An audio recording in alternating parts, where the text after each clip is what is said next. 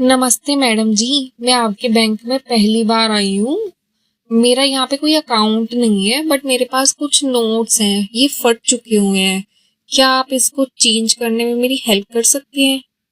जी बिल्कुल। आरबीआई के रूल्स के हिसाब से आपके नोट्स अगर सोल्ड या मल्टीलेटेड है तो हमको एक्सचेंज करना ही पड़ेगा।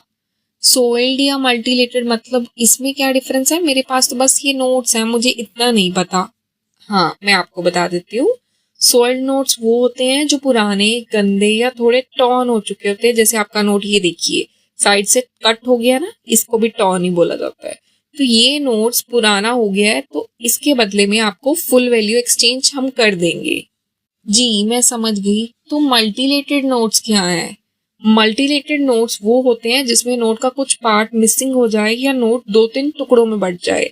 अगर तो देखिए आपके पास नोट का 80% से ज्यादा हिस्सा है तो आपको पूरे पैसे मिल जाएंगे, और अगर आपके पास 50 से 80% नोट का हिस्सा बचा है तो आपको आधे पैसे मिल जाएंगे, और अगर आपके पास 50% से भी कम बचा है तो आपको उसकी वैल्यू नहीं मिलेगी। ओ अच्छा जी। और अगर नोट बहुत ज्यादा खराब है, जैसे जल गया है या चिपक गया है, तो उस केस में आप क्या करेंगे?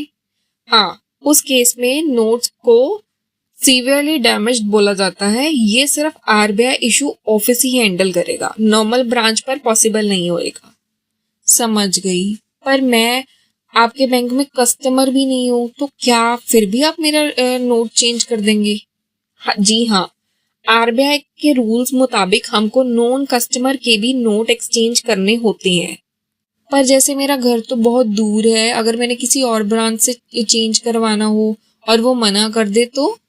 अगर बैंक मना करे तो आप आरबीआई बैंकिंग ओम्बड्समैन में कंप्लेंट कर सकते हैं। बैंक पर 10,000 तक का फाइन लग सकता है। ओ, फिर तो ये बहुत अच्छी बात है, मतलब मैं कहीं से भी एक्सचेंज करवा सकती हूँ।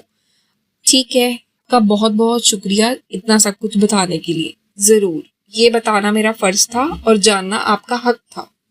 जी शुक्रिया। अभी आप मेरे नोट से एक्सचेंज कर दीजिए। जी बिल्कुल कर देते हैं।